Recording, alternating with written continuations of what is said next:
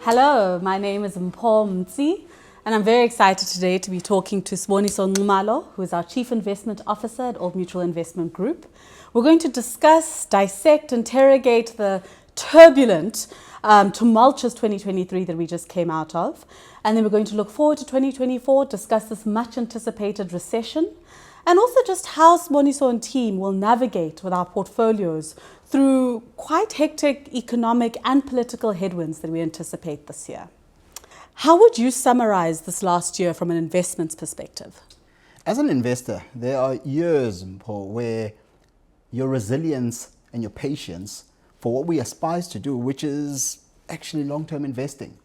Our resilience was tested in 2023 as a team. We started off the year, interest rates were still climbing across the world because inflation was still high. But as we got to the middle of the year, the questions about peaking rates and rates obviously coming off and potentially being stimulative for global economies, that starts being a debate. And the markets then started displaying quite a bit of volatility. Same time, we had a war that had been going on in the Ukraine. That war continued. And then near the end of the year, another new war started off, obviously in the Middle East.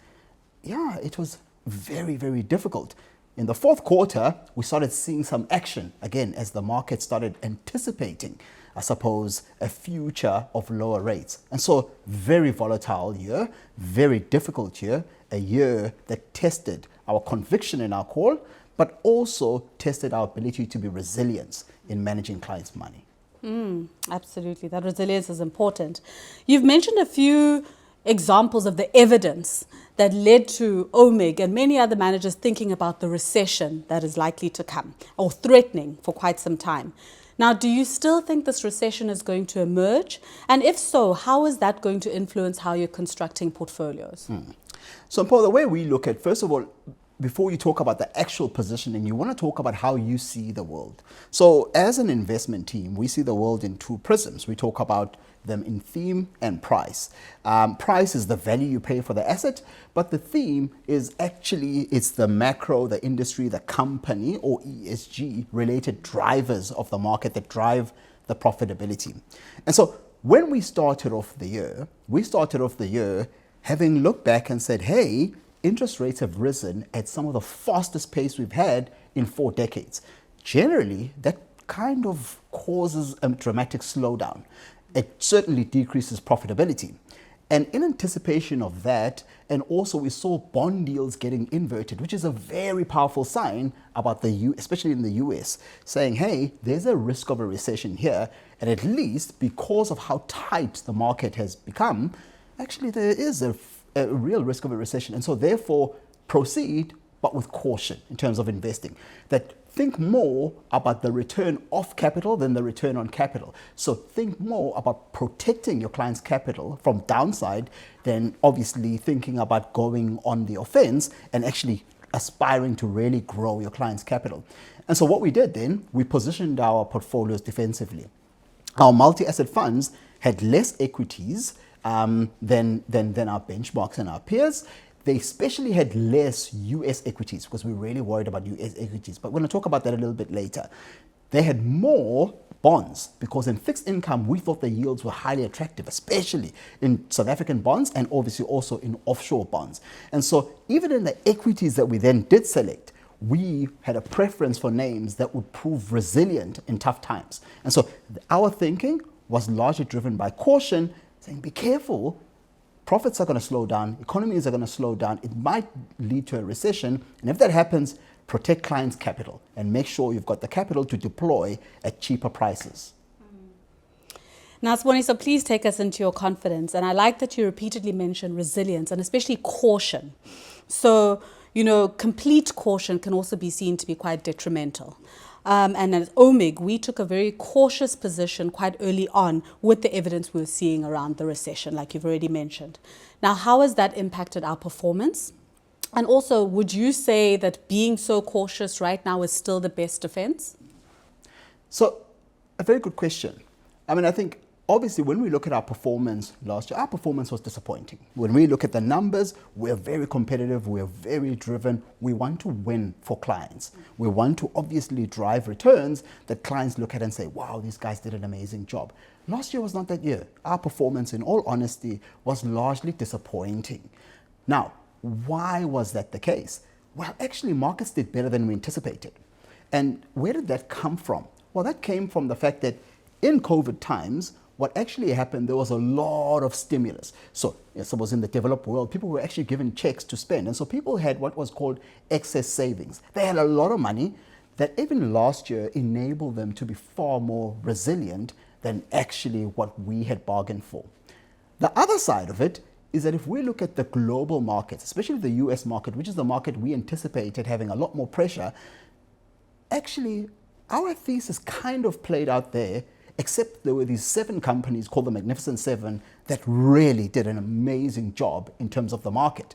And so the question is that then still sustainable? And I think there are question marks there, because we believe that the expectations on those companies, which now make up about 30% of the index, actually cannot just continue in the same way. So the expectations are very high. So we're disappointed about what we've delivered to clients. I think we must be honest about that. But when we sit back and we look at the data, even now, we're still saying, hey, interest rates operate with a lag. So interest rates rise, but it takes a while for them to actually bear themselves in consumers' wallets. And so we are still saying, hey, there is a risk of a recession. There is a risk here of a material slowdown. But even not so, even if that doesn't happen, the starting point of prices, what people are paying for assets today, actually anticipates interest rate cuts that are far more aggressive than we actually even think is there.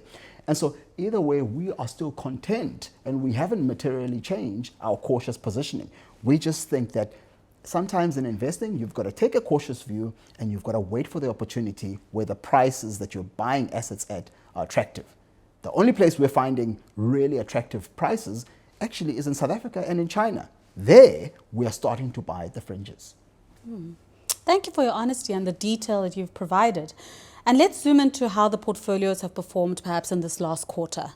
So what were some of the key market movements that impacted the performance? Yeah.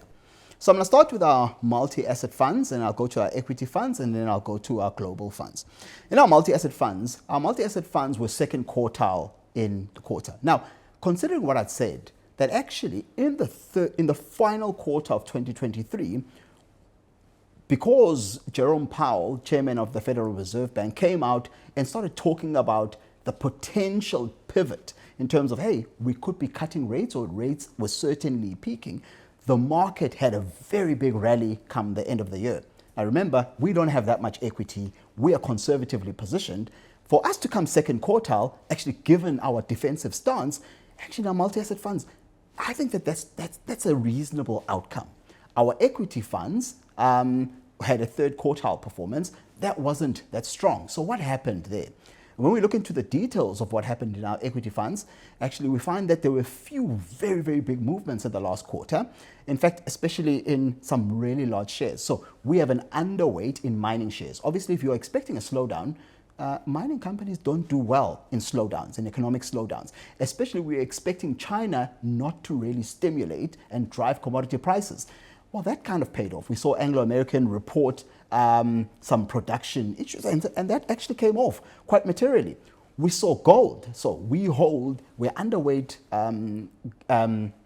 the benchmark in gold, but we hold more than most of our competitors and our peers. And actually that worked well, but gold ran quite materially in the last, and that was good for clients.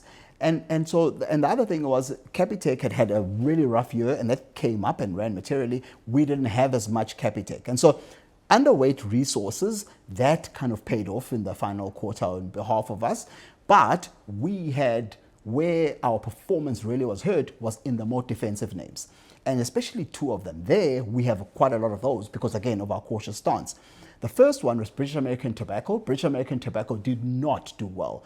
And obviously, the market is struggling to digest what would this company's earnings become in the future, as obviously there's a transition in terms of tobacco use. but we're still fairly confident in British American Tobacco. We think that you are paying a very attractive multiple with a very attractive dividend yield into the future. And the future worries are actually, we believe, are discounted in the price. The second one that had a material one-day drop off, which also hurt our performance, and is actually recovering now in January, was Naspers, the biggest share in our index. The Chinese regulator came out once more and said, hey, we need to regulate gaming. The market did not like that because gaming is a material part of Naspers' income. And so we saw that come off quite materially, and that is a share that we own quite a bit of. And so we have seen the regulator, I suppose, as we've started the new year, back off a little bit, and we've seen the share then start recovering and us then starting to recover that performance. So multi-asset funds, we had less equity. And again, so performance was second quartile. So we're like, okay, that given our caution, that is okay. Equity ran, we just managed to hold on. For our equity funds, we had a few big shares that actually really impacted us in the quarter. And most of them then, it comes from Sasol, British American Tobacco, and Naspers. Those were the big ones that really impacted our performance. And we ended up third quartile. We're not happy with that. And then what was really good, given the market ran, our global fund, Global Managed Alpha, that fund actually had a very great recovery. It did not hold the Magnificent Seven, but actually it participated in that global rally. And that was a top quartile performer in the last quarter. Very pleasing. And so globally, I think we did okay. Locally, in the fundamental equity space, there's room for improvement. In the multi-asset space, I think we are pleased with that. Absolutely. That is worth a lot of praise, definitely. So now looking forward to 2024, if you had a crystal ball, tell me, who would you say are going to be the winners and the losers of this year? And looking at specific sectors, where do we expect some really good returns? Where do we think it's bottomed out and it can only get better? Yeah. On this one, I'm going to talk about expectations, Paul, because share prices are a reflection of expectations. So for us, it's always good to reflect and say, hey, what is implied by the market? So if we look at the, say, MSCI US market, so that market on a PE basis is trading at about 19.6% as we stand today. So 19.6%, it's on the fairly high side of it after especially a strong year last year. And its earnings expectations for 2024 are about 11%. Okay, cool. So that's 19.6%, 11% earnings expectation. If we come back to South Africa and say South Africa's had a rough time. So South African market, the same index for South Africa, is trading at about 9.3%. The earnings expectation are about 9. So it's either you go and pay close to 20 times multiple for US earnings that are probably in a very thin band of companies, and you get 11% growth in earnings and profitability, or you are paying 9 times to get 9%. A 2% differential, you're paying more than double the multiple.